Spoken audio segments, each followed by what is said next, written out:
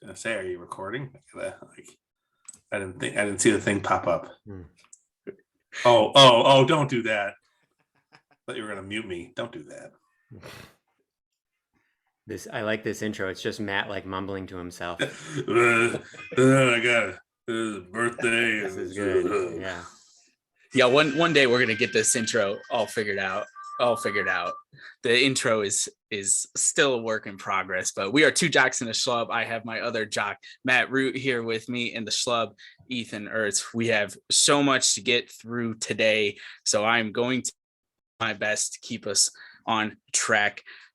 This is the show for people who don't know. We have been merging beer, sports, baseball, mostly, and nonsense since 2001. It's the show where the segments are made up and the content 2001 doesn't matter. Since 2021. Oh my God. Yeah, we started this show when we were 11 years old. So yeah, we were recording the show before I even knew you guys. Yeah, exactly. I think Michael Schur and Joe Paz actually joke about that a lot. On they do all the time. They say like, oh, we started like 10 years before we were even born. Yeah, yeah. We're just following in their footsteps. Playing off last week's episode. If you missed that with Mr. Joe Poznansky, check it out. Baseball 100 book just came out yesterday. Big day of first sales. Yeah.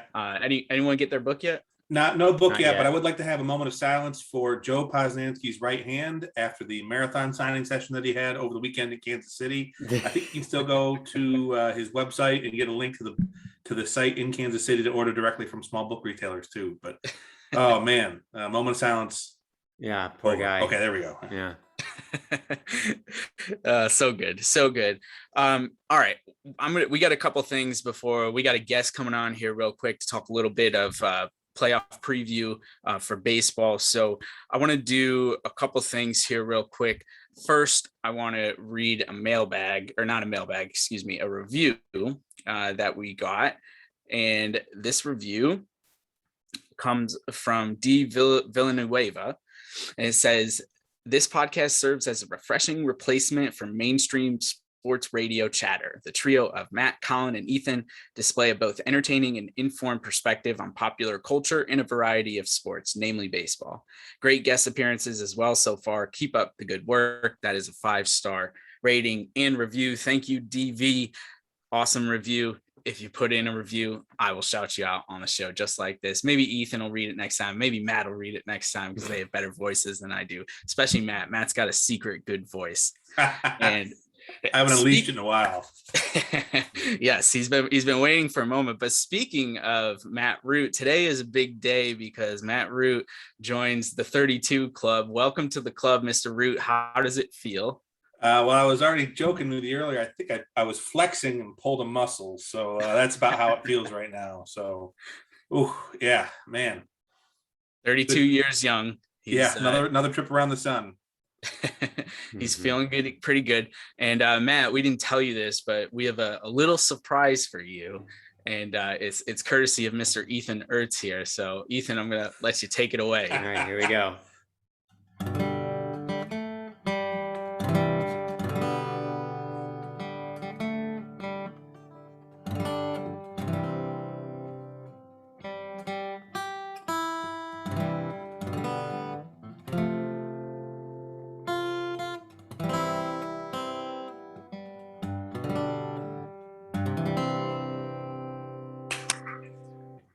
Something like that.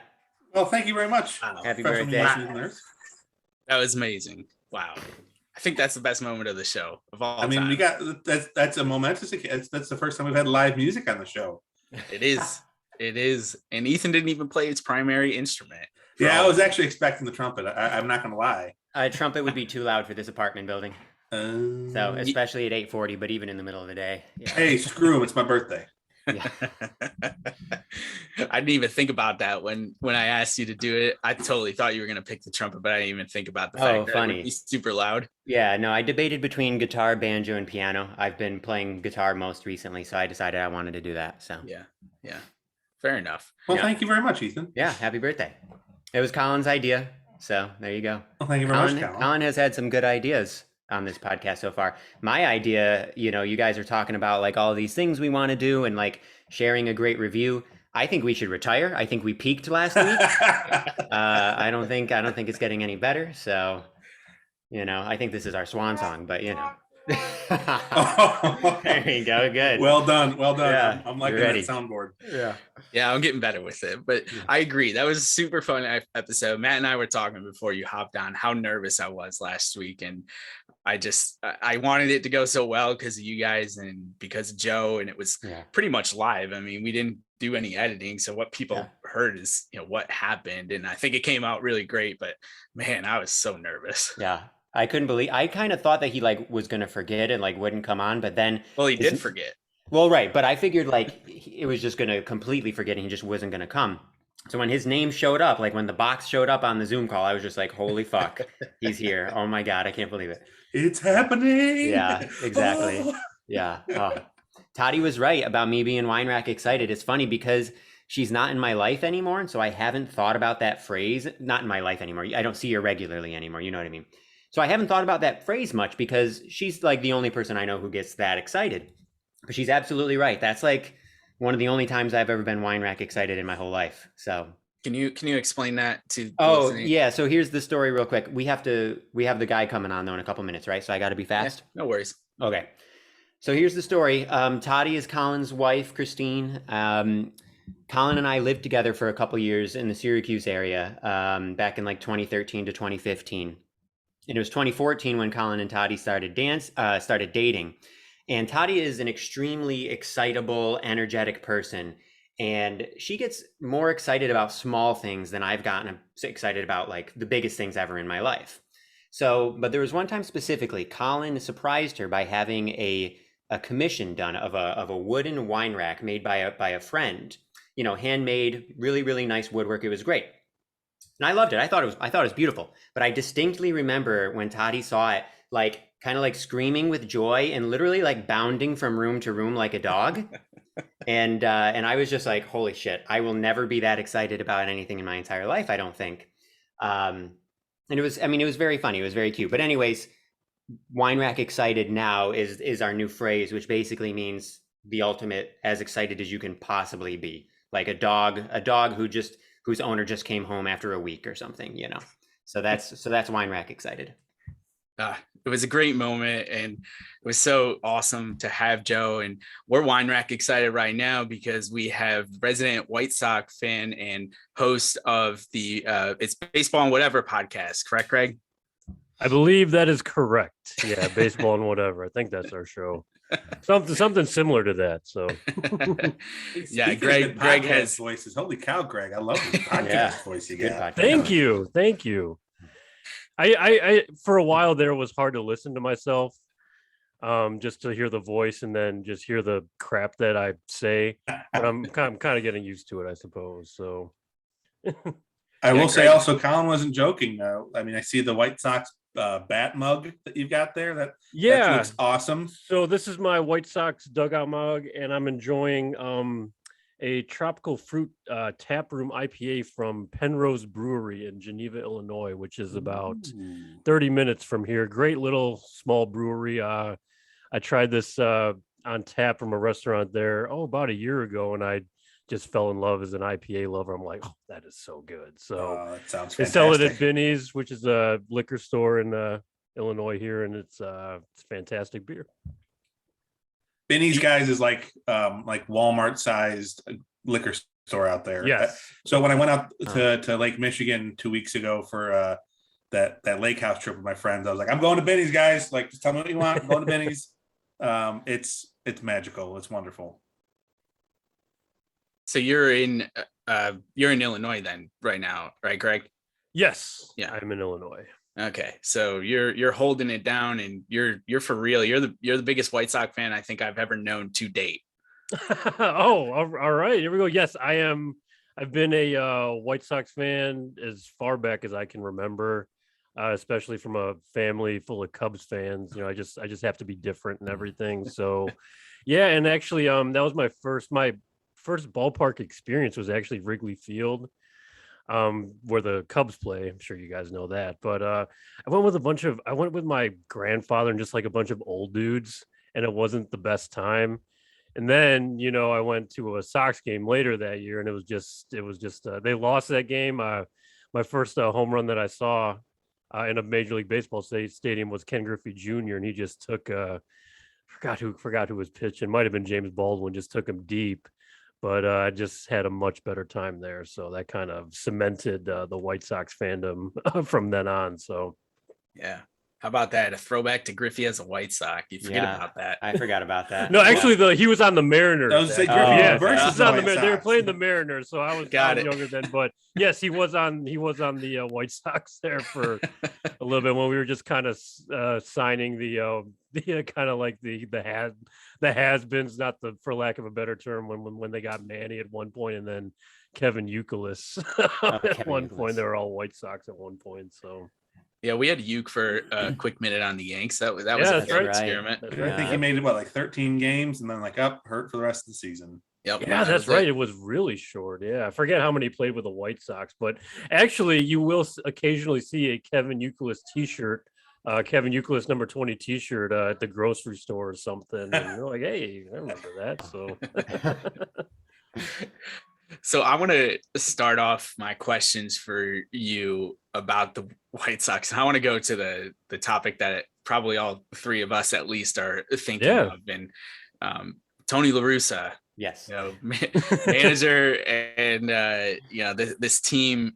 So I'll give you my opinion on the White Sox. I think they're a good team. I think they've underachieved, and I think that has to do a lot with La Russa and the way that they play. Okay, interesting. And I understand that maybe their depth wasn't as strong as maybe it was anticipated, but I mean, to see the only reason that they're cakewalking into the playoffs right now is because that division is just horrendous. But yes, they don't scare the life out of the Yankees. They don't scare the life out of many teams, especially in the American League. And I just don't see anywhere where they have really taken off. And maybe it's just a natural growth thing.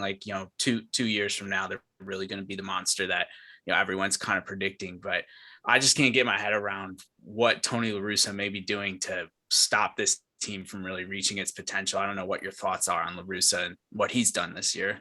So let's go back a little bit. When he first got hired, I was in complete disbelief. I was like, what universe am I living in right now? I was like, this is not happening. Tell me Tony La Russa is not coming back out of the grave and, managing the Chicago White Sox for the first time in, 30 plus years or however how much it was. Plus the DUI stuff, was released soon afterwards. Yeah. It was just a complete shit show from the start. So the White Sox entered the season, with high hopes and everything. We fired Rick Renteria, which was such a joyful moment. But then that happened and it just kind of crushed everyone inside. We're like, oh, this is gonna be ugly. And then it didn't really get any better from there. Especially, I remember, I'm sure you guys heard about this was towards the beginning of the season, but the Your Mean Mercedes walk off. And that was just that. That started a whole, when we were doing baseball and whatever, we started relatively early. I created a whole separate segment just to bitch about Tony La Russa and all his antics and everything. I was just so fed up with everything. And then I'm at a point now, like I always say on the, Colin, you made some really good points, because if you kind of break down the White Sox, they're not the greatest against, playoff caliber or even above 500 teams. They definitely struggled against them pitching wise, hitting wise, obviously. So, and the division is crap. On the other side of it, I think I'm giving Tony La Russa a little bit of credit because of the amount of injuries this team has sustained this year and the abilities. Because when you lose a guy like Eloy in spring training, you lose Luis Robert for a stint, Nick Madrigal when he was with us, Yasmani Grandal, you can go through the list. This team still found a way, to win games. And the pitching was the thing that was holding us, together for a while. And then, Tony La Russa was kind of, not off the map. He was just kind of like, for most of the season, he's just kind of like the old guy sitting in the corner right there, just as the team just kind of does its own thing. So at this point, I don't know if I've warmed up to Tony a little bit.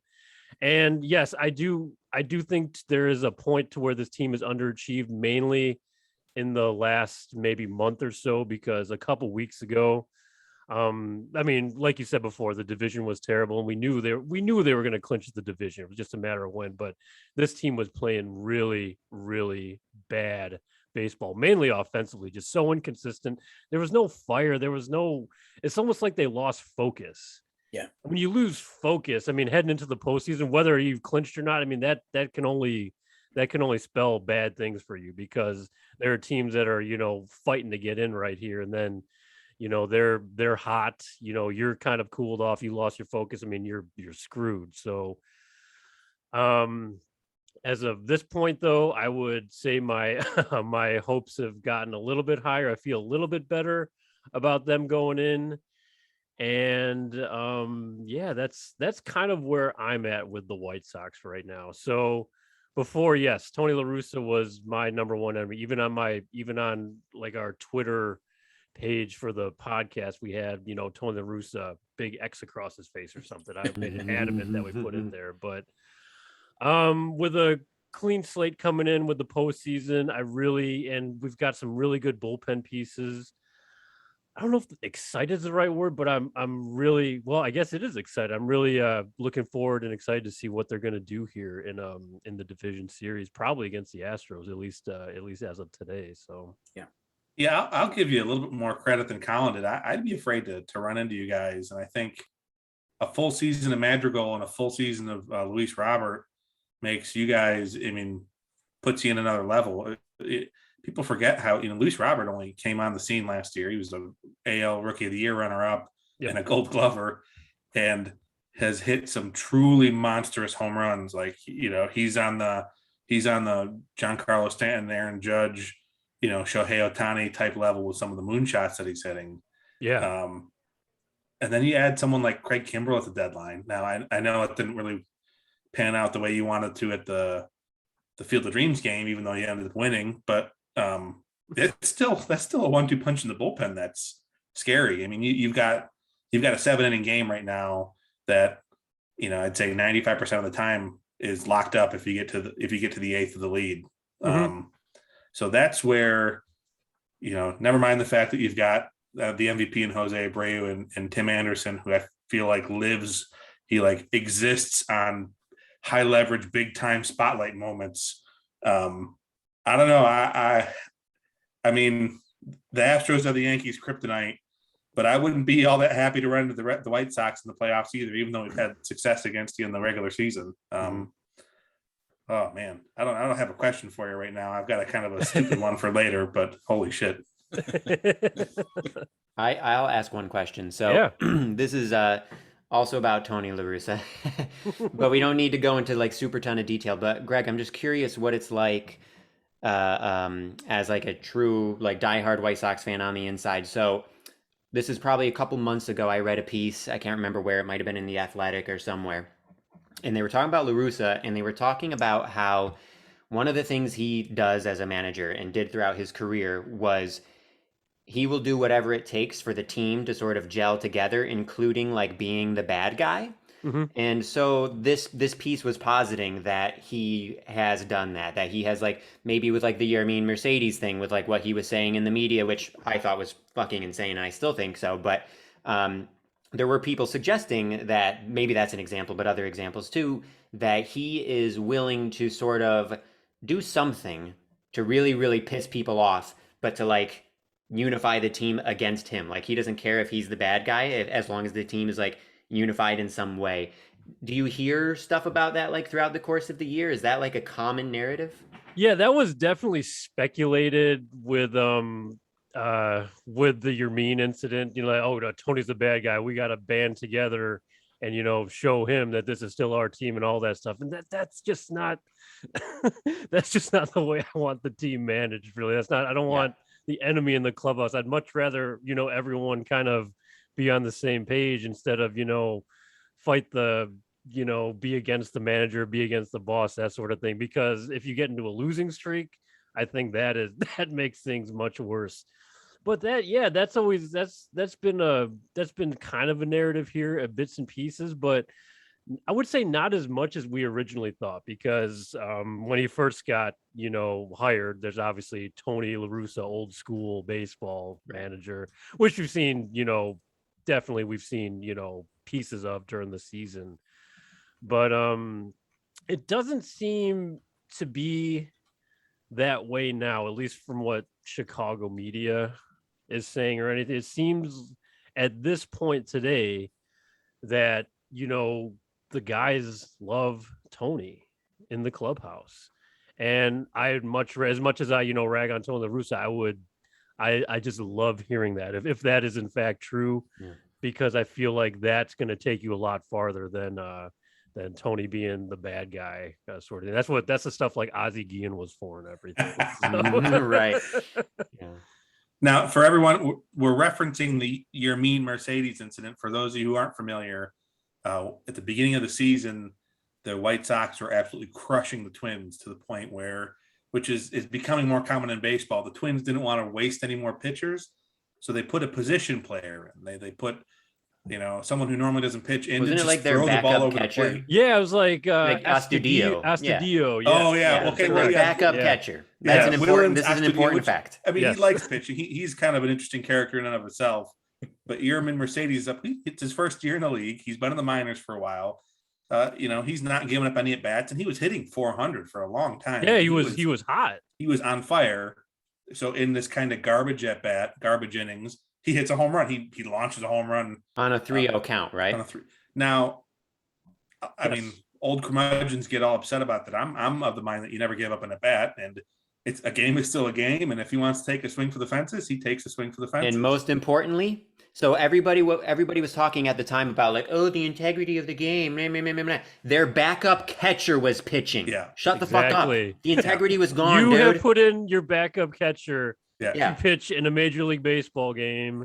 The and Twins you're made getting it a clown upset about show. yes. Yeah, exactly. So it was already behind him. The relievers throw behind Yermin, and there's a big kerfuffle on the field. But yes, and Tony and the big thing that got us is like Tony was okay with it. He's like, yes, it's like, I understand if you throw at our guy, because that's what we did, back in the 1930s or whatever. It's like, God, shut the fuck up, Tony. For the love of God. Yeah, supporting the other team who like threw behind your batter is just insane. Yeah, and a division rival like that. Exactly. Just unbelievable. Guys, unbelievable. I don't know if you know this, but I am like, there's Cubs, Sox rivalry. I can give two shits about the Cubs. I hate the Minnesota Twins, and there are actually jerks in Chicago that are still saying, well, it's not as fun because we were expecting the Twins to be good and now we're not being competitive. It's like, are you serious? You're crashing and burning in last place right now. This is like the second best thing other than your White Sox doing good is the Twins doing bad. Mm-hmm. That is our level of most White Sox fans level hate towards the Minnesota Twins. We've just taken an ass whooping from them year in, year out. So this is finally nice to see them crash and burn in a year where they had high expectation. Right. From me too, I was like, ooh man, this is gonna be interesting. And it didn't turn out to be, and it's just beautiful. Yeah, when you've got a tough rival like that, you gotta relish that. You've got to relish that. Exactly. Yes. So my question, I've never been to Guaranteed Rate Field, and this was kind of just a throwaway article I saw today in response to the news breaking that the Bears signed an agreement to acquire land in Arlington Heights, which is pretty far outside the city. Ethan, Colin, it's pretty far northwest of the city. It's past O'Hare. Actually, I actually work a couple blocks away from it. Believe it or not. Shoot! Well, then that'd be awesome. And my whole, we were just talking about today. I work for a school district, and I was just saying, this is my retirement plan now, selling parking at the facilities. The school facilities. Like this has to happen sooner than later, because I'll have to send it $10 cheaper than Arlington Park, and then I'm set. So there we go. Well, in response to that, what I saw, just again, it might have been just a throwaway article, but it said the White Sox should build a new baseball stadium at the site of Soldier Field. What are your thoughts there, and what are your thoughts on Guaranteed Rate Field? Because it's one of the few, I haven't been to either Wrigley or guaranteed rate. I'd like to make it to both. Yeah, Is- no, definitely go to both ballparks if you can, because they're both now Wrigley's not great. I can't even lie about it. Cubs fans will tell you, oh, it's historic, it's wonderful, there's so much history here. Bullshit, it's a dump. So anyway, yeah, that's been talked about for forever now. It's like, should the Sox move on the north, right along Soldier Field, where the Bears play currently, is right along the lake right there. And it's a little more, it's a little more friendly area. The south side where the Sox are right now is a little more run down. But it's fairly easy to get to. There's, plenty of parking and everything. I personally would like the White Sox to stay put right where they are. That's just my opinion. Mainly because, yeah, the area is a little shittier, but I'm just thinking of pure Chicago traffic here, guys. Like right around Lakeshore Drive, right there. Even when there's not games going on, it is just terrible. I don't need the White Sox to play by the lake right there. That doesn't really do anything for me. I know most White Sox fans love it, and to be honest, the White Sox do struggle with attendance. I wouldn't say struggle, but their attendance is a little bit lower. Or at least compared to the Cubs, who like sell out every game even though they're crap. So that might help with attendance. A little bit friendlier area, a little bit easier access, maybe less highway, less construction, that sort of thing. But it's as soon as you caught wind of the Bears moving, I was like, that was the first thing. Like, are the White Sox moving into Soldier Field right now? And I will say it's really beautiful down there. If you ever make it to Chicago, definitely check it out. There's Soldier Field, Museum Campus, the whole bit right along Lake Michigan. But for me personally, it's like I'd just rather drive to where guaranteed rate is at its current fate. I'm not saying none of it's great, but it's it is. Yeah, what but it is. it's right off the Dan Ryan. You've got the train stop right there, which I always thought was neat as you're driving up the That's interstate. a great you point. see the train stop in the stadium. Yep.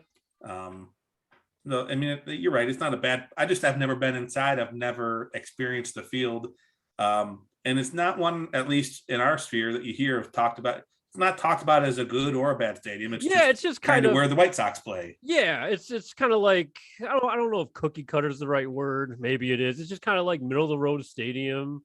And it's got a lot of good space. It's got a nice spacious concourse. It's got a great atmosphere. I'd say it's a pretty laid back ballpark. And it's not really that like intense in a bad way. It's electric when the Sox are doing good, obviously, but just during the midst of a baseball game, it's a nice place to hang out, good people there, and great food. So whereas Wrigley, you run into, Wrigley's Wrigley, but the amount of drunk fans you run into there is almost triple. Most very very near and dear friends of mine lived in Wrigleyville for about 5 years. Now, if you don't know, remember like being there and like they'd be like this like look of horror would come across their face. Like, oh shit, there's a baseball game tonight. Like, oh shit. Yeah. It's a very Wrigleyville's a very tight. They've built it up like crazy. There's restaurants, bars everywhere. There's no parking. You're pretty much on your own for parking if you don't take the train down there. But it's almost like Wrigleyville is almost like a city within the city. Almost, it's kind of like its own little thing, and they've really made it into like its own little community almost, with bars, restaurants, stores, the stadium, obviously, and all of that. So very cool. Well, I got one more thing for you, Greg, before we let you go here and we move on to our next segment. Obviously, the Sox are a lot to get in, and so tell us and tell the White Sox fans that we've picked up on this podcast through you, the White Sox win the World Series if they do what, and the White Sox fall short if they do what? White Sox will fall short. It might be the same. It might be the same answer for both. If they can't shorten the game for the start, if how do I say this? I think it's the bullpen and the pitching for me, guys. It's the starting pitching and the bullpen. That's the answer I can give you now, because the hitting, for a while there was just so inconsistent that I really don't know what we're gonna get right now. So hopefully they mash. Obviously, hopefully Luis Roberts hitting 500-foot bombs. But I think this is gonna fall under how the starting pitching performs and how Tony manages the bullpen. Because right now we're trying to figure out what to do with Dallas Keuchel. He's probably not going to be on the division, the ALDS roster because it's such a short series. We might be having, Raylo as a swingman a little bit. That's Ronaldo Lopez. So I think it's gonna be won or lost with starting pitching and just that bullpen management and how they perform. Obviously you got Hendricks right there. He's the closer. There was talks about, making him almost a 2-inning setup guy, but it's almost like it's too late to play around with stuff, I think. So we got guys in the roles.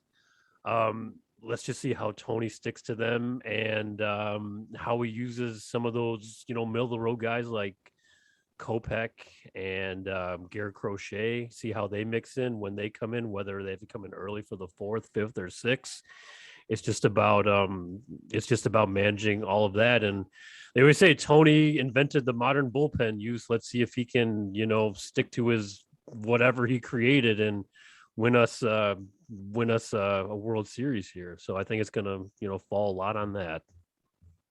Yeah. Well, I hope your confidence is high in Larissa's ability to manage all that stuff. Yeah, it's like here I am, say, oh yeah, but the fate of the White Sox lies in Tony La Russa right here. I would feel more comfortable if the bats were, if I saw a little bit more from the bats, because right now I don't know what to expect from the offense. But if they come out mashing, I think I'll feel a hell of a lot better. If I can get like 8 innings out of Lance Lynn for game 1 or game 2 or something like that and relieve that bullpen, I'm just like, yeah, I'm gonna feel a little bit better about that. So absolutely. Well, we definitely wish you the best, and if the Yanks and the Sox end up matching up in the LCS, we'll have you back on. If the Sox make the World Series, we'll have you back on. Yeah, I'd love to come back World on. Series preview. So but thank you so much for taking the time, and like I said, good luck with the White Sox this postseason.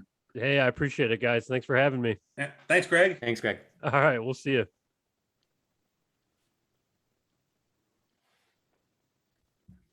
All righty, boys. Playoff baseball right around the corner. I'm not worried about the White Sox at all. I think I made that clear. Yeah, you did. Yeah.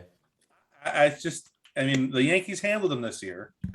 Yeah, I'm not even saying just the Yankees. I don't see how the White Sox get through the American League.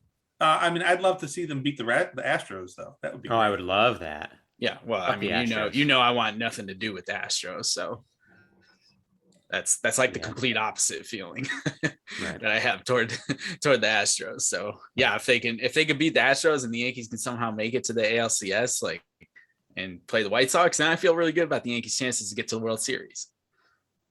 Long way to go, though. Yeah. Well, just as an update, while we're talking about playoff baseball, it's 5-3. So the Yankees are creeping back into the game. They've got first and second, no outs, top of the 7th with Gio A Schlub up at the plate. But can we talk for a quick second, and then Colin, I know we have shit to get to, but just really quickly, people have been shitting on Giancarlo Stanton ever since the Yankees got him. If the Yankees if the Yankees make the playoffs this year, it is 100% solely because of Giancarlo Stanton. The fact that we swept the Red Sox, the most crucial series of the season, was literally only because of him. If he was out for that series, no fucking chance. It's because of him. And then was it last year or 2019 where he was crazy hot in the postseason and carried us through one of the series? Last year. Yeah. So people love to shit on Stanton and all this and everything. I get it. He gets hurt a lot or whatever, but this year he has stayed on the field. He's been really good. He's gotten hot at the right time. The only reason that we even have a chance at the playoffs is because of him. So any of these Yankees who are still hating on him need to reconsider their life choices. So. Well, I think this is a good segue into, we're going to go rapid fire. We have a dozen or so. And topics. We're really good at that on this podcast. That's one of our we're really actually going to do rapid fire this time. We're just going to give initial thoughts, all three of us, and then we're going to move on. I have questions that I'm going to prompt for each of these topics. And since you brought up G, let's start with Stanton. I saw a stat from Lindsay Adler, Yankee beat writer for The Athletic.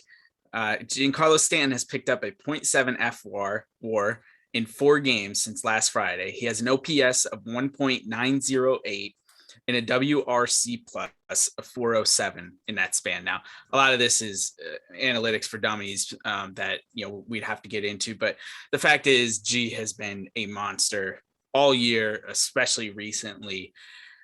My question to both of you is, can he keep it up? And can he be enough of the reason to help the Yankees win the World Series? Like, can he offset everyone else who, except Judge, maybe, who doesn't hit well this season or is underperforming, and the spotting pitching? Like every once in a while, the pitching's really good. Every once in a while, it's bad. Cole pitched great the other night. He pitched terrible tonight and everything. So like, can a red hot Giancarlo Stanton, if he can keep it up, that's part one. Can he keep it up? And can he singly himself carry the Yankees to a World Series? Yes and no. Yeah, I mean, he's going to see the best of the best pitching wise. So it's going to be very difficult, but we saw him do it last year. So he mashed last year and was absolutely on fire. I mean, heck, I would take 1 for 4 with a 2-run home run in every game. That's fine. Like that's still great production. I'd be happy with that. Yeah, I think he can keep it up. He's notoriously streaky. It's just a matter of how long the streaks last. Obviously, whether they're hot streaks or cold streaks, some are longer, some are shorter. I definitely think he has the potential to keep this one going. It's not that long. I mean, we're talking about the crazy hot streak is just a few games at this point. So he could definitely keep it up. And in terms of carrying the team, absolutely he could. I mean, for the Boston series, that was it. It was him. And like Matt was saying last year in the postseason too. So I think he definitely has that ability. It would be nice to have some contribution from other people, but he's good enough. Like that homer from last night, was it a change? The super low and inside changeup? Yeah. He golfed it. Yeah, he golfed it. So yeah. I got to read that statistic out because do that statistic. That blew my mind. Yeah. So I mean, Ethan started off by saying he felt bad for the pitcher. Yeah, it wasn't a bad pitch. It was a great pitch. Yeah, super low and inside. Was Trevor Richards, and they said he's thrown 917 changeups, low or inside or out of the zone, and none of them had been hit for a home run before last night. And this was this was 8 inches off the plate, and somehow Giancarlo Stanton hit it 400 feet to left field. I mean, yeah, like to the second deck. Like it wasn't even a close one. It was a fucking bomb. Like it's unbelievable. Yeah, watching him. Anyways, well, I'll finish it by saying, yes, he can stay this hot. No, he cannot carry them alone. They obviously need their pitching to step up, and they need a couple other players to step up probably on offense to really get it done. All right. So next we have, I don't know if you guys saw this, but on Sunday, Justin Tucker, the kicker for the Baltimore Ravens, very cool, kicked a 66-yard field goal that bounced off the not the upright, the post, the crossbar. Yeah. And then went through. It was a crazy moment. It happened like a few minutes after the Giants game ended. It was probably the best part of my Sunday because the Giants laid another dud and lost. So I got pretty excited watching it. But it made me think, what is the best individual performance in a sporting event live that you've ever seen? Like watching on TV live. It can be on TV, but if it's in person, it's better. Individual performance. Shoot. Well, I'll say on TV, and I'll give you a caveat. It was a game I was supposed to go that I bought tickets to and then did not. I sold the tickets. It was Aaron Rodgers versus the Detroit Tigers 5 or 6 years ago, the Hail Mary game. I bought tickets because I had that Friday off. It was a Thursday night game, and I was starting a long vacation. And I went, I don't want to go. And I sold the tickets on StubHub. And then I wait till the end of the game to see that. And I was living still I was the house parent in my fraternity house. And I just remember watching that Hail Mary and just running around the empty first floor of the house, looking for someone because I just wanted to yell at them like, oh my God, what just happened? In person, I'll have to think about it a little bit more, but hopefully I bought you guys some time. Yeah, I have 2. One is in person, and this one is only incredible in retrospect. At the time, I didn't realize it, but Colin and I it was me and you, Colin, right? In 2012. Yep. In 2012, we saw the Yankees play the Angels. For those who don't know, that was Mike Trout's rookie season. He was 20 years old, and he had not only one of the greatest rookie seasons in baseball history, but literally one of the greatest seasons in baseball history. And he was 20 years old. Now, we didn't know at the time. We knew he was like a really good rookie, but we didn't know how historic it was. But I do remember he went 3 for 5 with a double, and I feel like he probably scored a couple runs. I can't remember exactly. I'd have to look it up. I'm sure he did. But that's not like, it's not like he hit for the cycle. It's not like he hit 3 homers, but still, to go 3 for 5 with like a double and a couple runs is a really good game. And the thing is that he did that constantly that whole year as a 20-year-old, and he's only gotten better since. We've talked about him. He's just unbelievable. But that was, in retrospect, that was super cool that we saw that. The second one is on TV, and this one will piss off anybody who doesn't like the Giants. David Tyree, Syracuse University graduate, the helmet catch in the Super Bowl. Right? Eli Manning, baby. That's right. Matt loves this. He's really happy with that one. No, I mean, I always cringe at it because it's a throw that shouldn't have been made. It was a bad throw. It was I know. a bad decision. Yeah. But in a spotlight moment in the biggest stage in football, you had a player, David Tyree, make one of the best plays ever. I'd say I still count that as more impressive than the OBJ recliner. I'm going to catch the ball one-handed catch, because I chalked it up to OBJ doesn't make that catch if he's not wearing super tacky gloves. Oh yeah, that's but right. The Tyree catch was even more spectacular because he didn't have the ball. I mean, he pinned it on his helmet. Like, that's a good one, Ethan. That is a good one. But yeah. Damn Giants fans. Yeah, that's pretty incredible. In person, I've been fortunate. If this podcast goes long enough, eventually you'll hear about all the live games that I've been to, football, baseball specifically. I've been to some really incredible games, but I will say the best individual performance I saw was the previous long field goal against my Giants a couple of years ago in Carolina. Graham Gano, the current Giants kicker, kicked a walk-off 63-yard field goal right in the end zone where I was sitting. I was so devastated. Saquon played great. OBJ played really great that day. Eli even played decent. And the Giants ended up falling to like 2-7 on the year, or some crap record like that, like they always do. But I think that ball probably went 66, 67 yards. Like, it had distance. It cleared the field goal post by a few feet at least.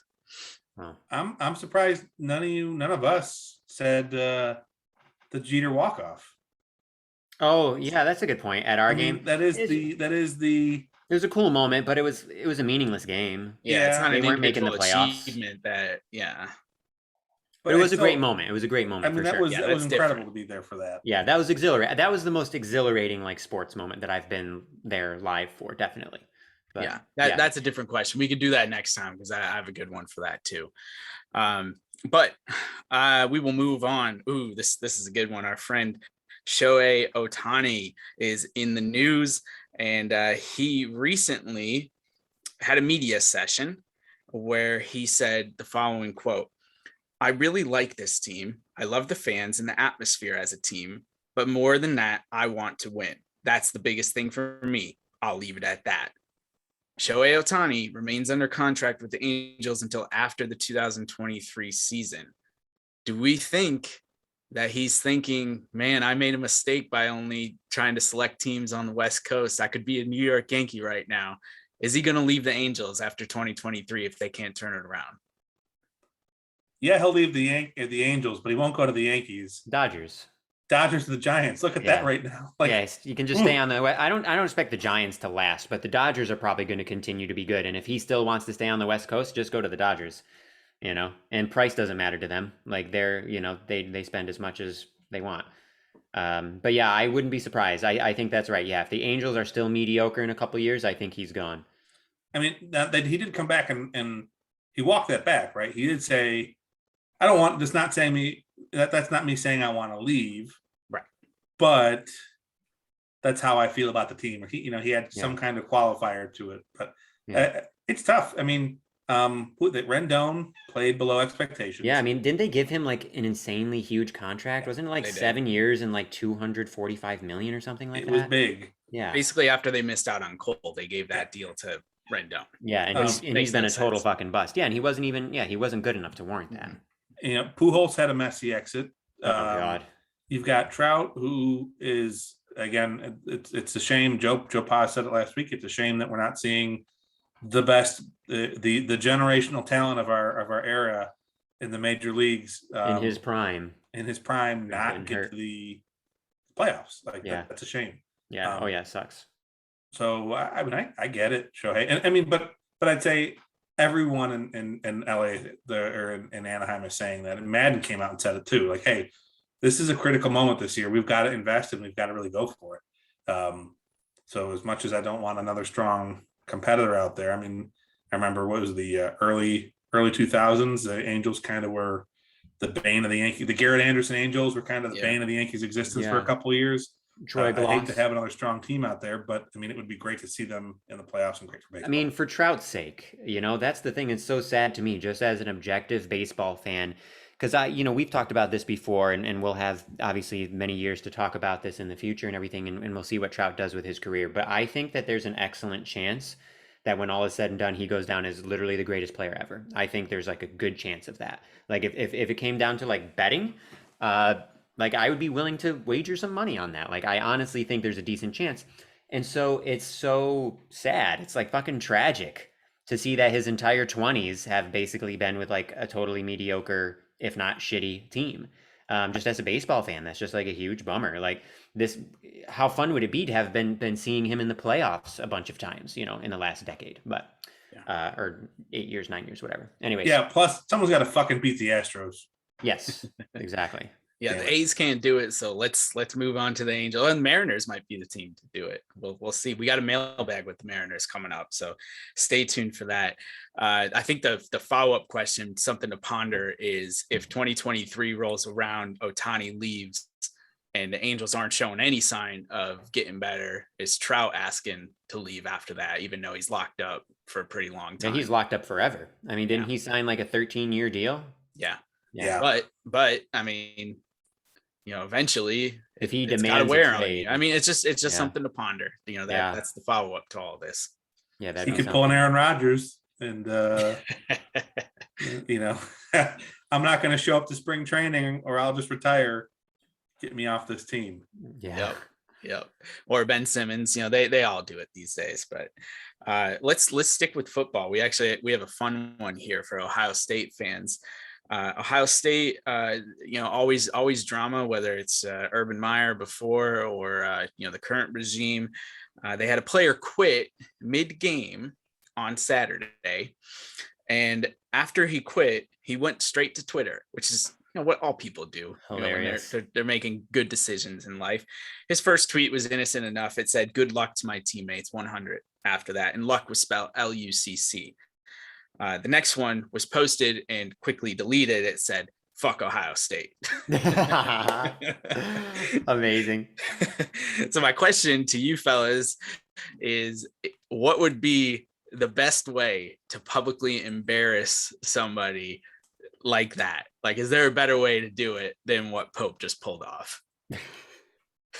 To walk off the field in the middle of a game and then tweet "fuck this team." Yeah. I don't know if you can beat that. I don't know if you can. That's pretty amazing. I mean, I think the only way he could upstage that is if he was actually on the field and tweeting, pretended to tackle a guy or something and just let him go, and then take his helmet off and give him walk give him off. a couple penalties first and then leave. Yeah. Now he was mad because he was subbed out and he was trying to sub back in and was told to stay on the sideline. Like, dude, you're playing Akron. Come on. Calm down. It's Akron. You're going to put up 70 on them anyway. It's probably a good chance after your first quarter of domination for them to let the scrubs get some time in, bro, the future generations. I mean, your coach talked about you at the beginning of the year as part of the core of the linebacking core, like the crew. So, man, I mean, is he permanently gone? He's gone. He's done. Yeah, and they're not taking him back. He's not going to try to come back. It's over. He's keeping it. They gave him a scholarship. Actually, they let him keep that.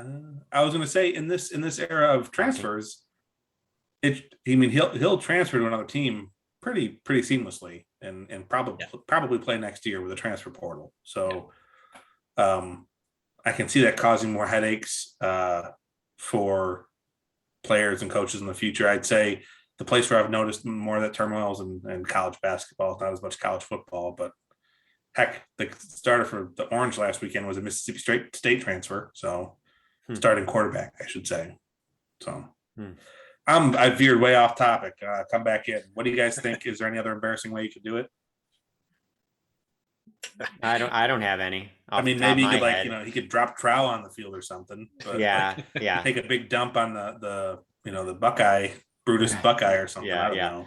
But within reason, like that seems like pretty much impossible, right? Yeah. So, but within reason, like walking off in the middle of the game and then tweeting "fuck this team" is, I don't know, realistic. I don't know if there are any realistic scenarios that are better than that. But if I come up with any, I will mention them on future pods, because anybody who knows me knows that I revel in outlandishness and outrageousness and things that make people uncomfortable or offended. So if I can come up with something, I will. He threw his pads into the stands, right? I think I read that. I think so, yeah. Yeah, he took his pads off and threw them up into the stands. So, I mean, he did a pretty good job there. Yeah. He must That's have awesome. had this planned. It's so funny. It's amazing. Yeah. All right, wow. we got a couple more, and then we got a mailbag to finish this out today. So this one is a crossover. Jazz Chisholm for the Miami Marlins. I don't know if you guys saw this or last week or late last week. He did a Euro step, which is a basketball move made popular by Ginobili in the NBA after he homered versus the Nationals. Later, I don't know if it was that same game or the next game, Nats pitcher Josh Rogers struck out Jazz, and he did the Euro step off the mound as a way to troll him back. It was all in good fun. There was no, the whole everyone's got to clear benches and things like that. LeBron ended up tweeting about it, said it was really cool and everything. And it got me thinking about, crossovers into different sports and what we could see and, how, maybe we can make baseball much more interesting if we just steal things from other sports. Like, what else do you guys think if we'll just stick with baseball? Like, what could we take from other sports that would make baseball more interesting if we started doing it today? Team touchdown celebrations behind home plate after home runs. That's a good one. I was going to say, well, sorry, Matt, do you have another you want to say? No, keep going. So one I was thinking of is, so NHL players are like the best trash talkers of all time. Yes. Those of you who haven't ever done this, go to YouTube and just search NHL trash talk. They are fucking hilarious. They're brilliant. A lot of it is just so mild and silly. I can distinctly remember one time some player was playing shitty and the other player on the other team was like, "Would you have a muffin for breakfast, bud?" And the way that he said it, it was just, and there were a bunch that were like that. But the way that they're delivered, it's just so fucking funny. But the thing is there are big compilations of these. There's enough, I don't know that the NHL did it on purpose, but somehow there have been enough videos and microphones that you can watch big compilations and can hear what these guys are saying.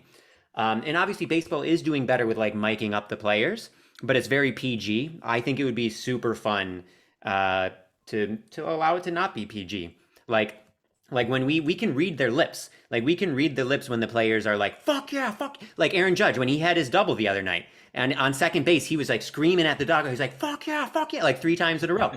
I'm not saying that needs to be mic'd up necessarily, but just that kind of stuff. And just thinking of this example of the Euro step, that sort of fun, swaggery sort of trolling and everything, that shit's really fun. And if we could actually hear what they're saying sometimes, or hear manager rants, that would be super fun too. Manager rants would be a lot of fun. Yeah, that's not from another sport, but I think that would be amazing. Yeah. I mean, I do like the Trevor Bauer, fuck that guy right now, but I like his McMahon walk after he, strikes someone out and do his McMahon strut off the field. Yeah. And they call it the Conor McGregor strut, but it's actually Vince McMahon for everyone. Not even a wrestling fan, but just straighten that out there because I hate Conor McGregor. But that was always fun. I liked it. I think it was the game after Colin for Josh Rogers, because I saw the article. He's a former Yankee prospect, which I thought was kind of goofy. And the Nationals announcers were eating it up too. They were loving it because he was getting all into it. So yeah, what do you have in mind, Colin? I'm along the same lines as you, Matt. I would love, so like baseball celebrations are so suppressed, I feel like. And like, why can't we have the team pour out onto the field and like drape the, you know, like the Blue Jays wear that jacket when they get into the dugout after they hit a home run? Why can't they, you know, someone run out onto the field and like run around the bases, you know, put the jacket on and everything? It's the same thing, you know, like I get it. It's different. Like when you score, well, no, it's the same. When you score a touchdown, the play's dead. When you hit a home run, the play's dead, you know, essentially. Like who cares if they're running, you know, past you like a Dallas Braden thing, you know, you're going to get all mad and yell at A-Rod. But for me, it would be let's have more celebrations, you know, like they do in football, where more people are spilling out onto the field and you know, celebrate doing something really freaking hard. It's ridiculously hard to hit a home run, so let's fucking celebrate it.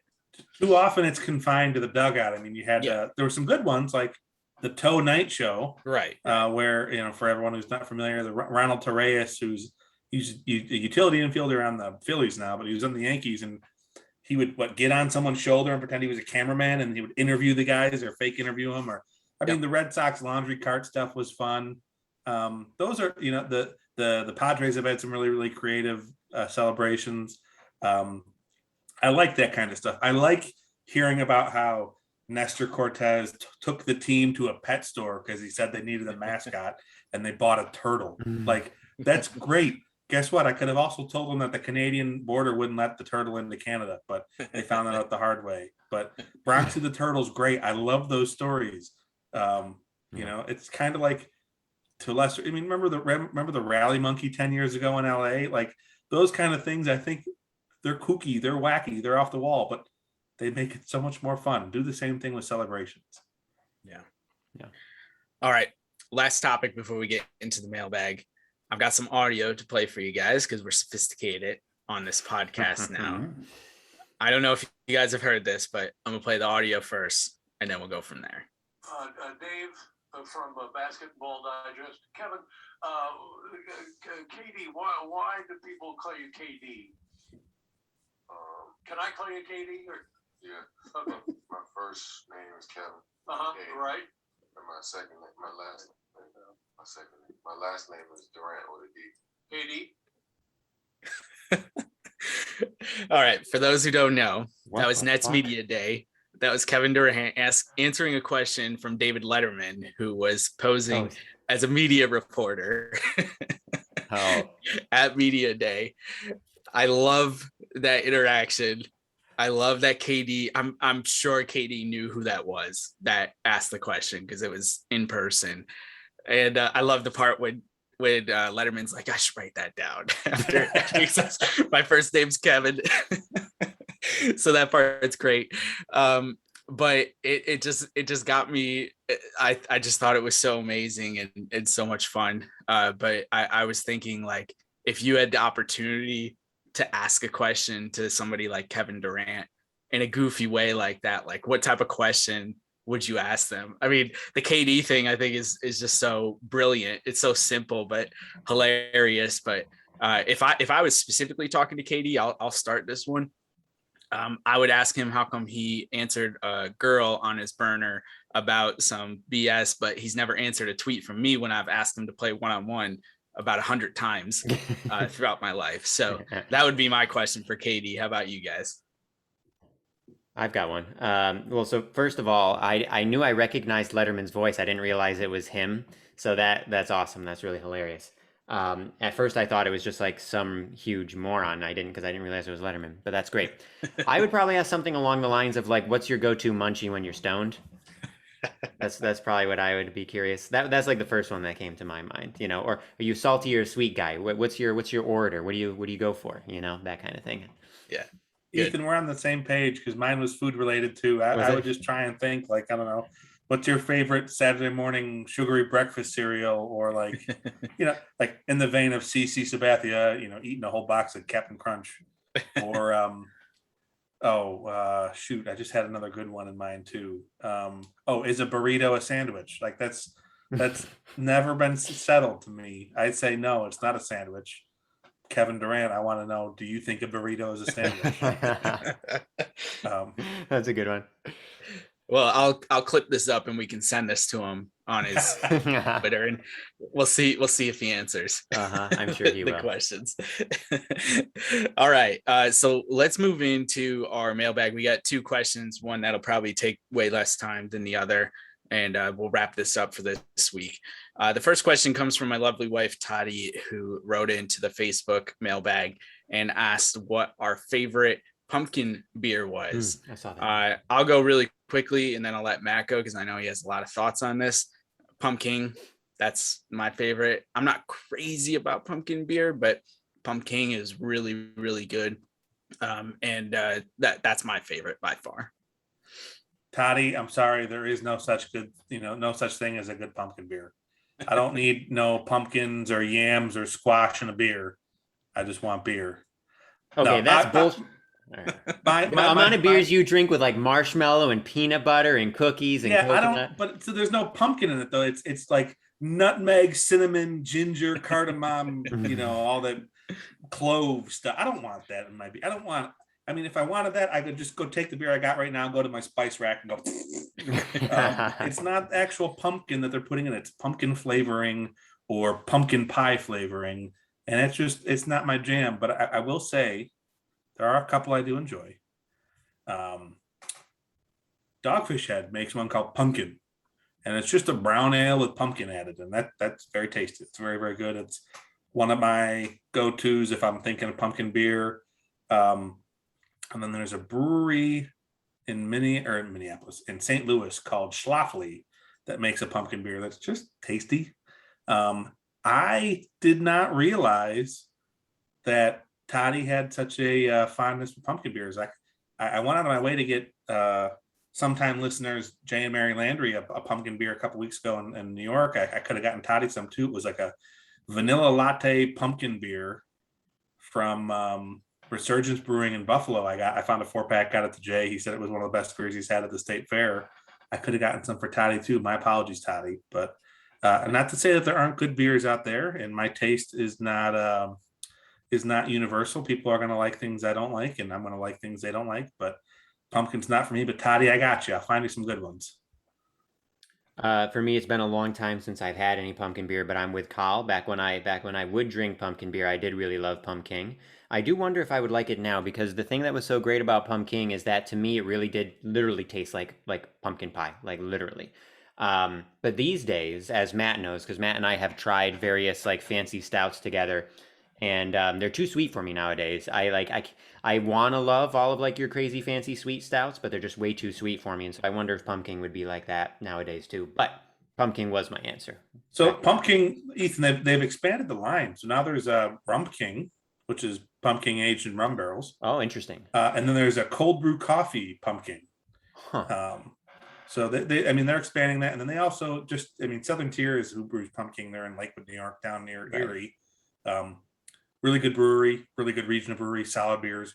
They expanded the line a couple years ago and added the beer called Warlock, which is like a pumpkin pie stout. Yeah, I tried that one. Which was also, again, not my thing, but pretty tasty. I think the reason I like Pumpkin from Dogfish Head is because it doesn't taste like pumpkin pie. It just tastes like a brown ale with some pumpkin. But you will see there are some other places that do like yam beers instead of pumpkin beers for the fall. It's its own kind of weird subset of categories. I've got a really good friend in Cleveland who's a big guy in the beer scene who like goes nuts for pumpkin beers every year. If you can find like a unique, weird barrel-aged pumpkin beer from the other side of the country, he's always up to try it out. I don't know. Pumpkin bread, pumpkin pie, small quantities for me. Give me a half a slice of pumpkin pie. That's good. Interesting. I didn't know that about you. Okay. I love pumpkin pie. All right. Good question, Toddy. Thank you. All right. Very good. We are on to the final question. We are going to finally wrap up this episode. Oh yeah. People clapping. There we go. Very nice. All right. So brother Dan, shout out, has a question for us. Shout out for brother Dan getting married this weekend to the lovely congrats, Kayla. Dan and Kayla. Congratulations. Yeah, we'll give a proper round of applause for that. There we go. And then he simply wanted to know, can the Mariners crash this party. They're half game out going into today. I don't think they play until 10 o'clock tonight. So we won't know during this recording if they can actually, claim a spot going into tomorrow. But can the Mariners, get in, all things considered, having the mighty Red Sox, the mighty Yankees, even the Athletics, who I think everyone thought was the second best team in the West all season. Can the Mariners pull it off? Is it 1995 all over again? I'd love it if they do. I just don't know if they've got. I mean, they're on a nice little streak now. I just don't know if they've got the firepower to sustain it. But I haven't looked at is who they play their final series. Yeah, that's what I'm wondering. Who are they playing? So they've got the A's this week. Let's see. But who do they play after them? The Angels. Right, the Angels. Oh, so that's a winnable series. They've got it. There is in there. So I'm looking. They're 9-1 in their last 10 games. They're playing the A's right now. The A's are a solid team. The A's are pretty. The Angels are pretty mediocre. They're like, what are they? 9 games under 500. So I wouldn't be surprised if the Mariners win out. I think that's a distinct possibility. And if they do win out, they will finish 92-70. And the Red Sox, after they play the O's, they play the Nats. Mm-hmm. And the Red Sox good. The Nats are horrible. But I'm not going to chalk it up to an automatic win, even though the Nats got rid of Scherzer and Turner and everyone good in the team. Oh, but we should talk about Juan Soto next time because he's having a truly historic year. It's incredible. We'll do that next time. Sorry, Matt, continue. That was just a quick interjection. I just don't write off the Nats. I mean, so there's a chance that the Red Sox drop a game or two there. Matt, don't write off the M's, not the Nats. I'm just saying versus the Red Sox, Yeah. Okay. Yeah, don't just say they're it's a sweep. I mean, the Nats could win a couple games and make it more interesting for the Seattle Mariners.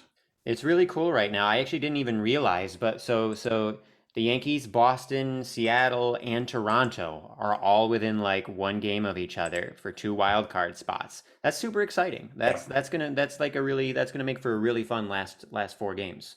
That's one huge benefit of the new wild card format. The other terrible thing though is the Dodgers, who are having an incredible season, run, and they're going to run into the hottest team in all of baseball. Yeah, in a single elimination they could win game. 105 games this year and still not advance to the ALDS or the NLDS. Excuse me. Yeah, exactly. That's true. That is kind of weird.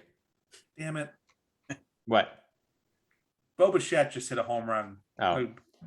Jays are up 5-6. Jesus, you scared me. You like threw your hat down angrily. I got nervous that there was tied the game, and then Bo Bichette just. I didn't realize we had tied it. Damn, and because Clay Holmes has been amazing since we got him. He's been great. I know, Matt. We saw him. He didn't play great when we saw him against the Orioles at Camden, but in general, he's been amazing since we got him. Anyways, Mariners. That would be super interesting. That'd be really cool. It's going to be a great race these last few days. Yeah. I would love to see the Mariners something different. Obviously, I would love to see the Yankees. By the time we record next week, we'll already have the result of the American League wildcard game, so we'll know what the division series. We'll be happy or depressed, one of the two. Okay. Yep. Division series matchups will be locked in and set to go because that happens on Tuesday, and the National League wildcard game is on Wednesday. So, definitely excited for postseason. Regardless, we'll have a lot of baseball chatter as we normally do, trying to mix in these other sports, other topics too. If y'all have suggestions, whatever it is, write into the show, message us, call us out, whatever. We don't care. This is just something we do for fun. But you guys got anything before we let everybody go here?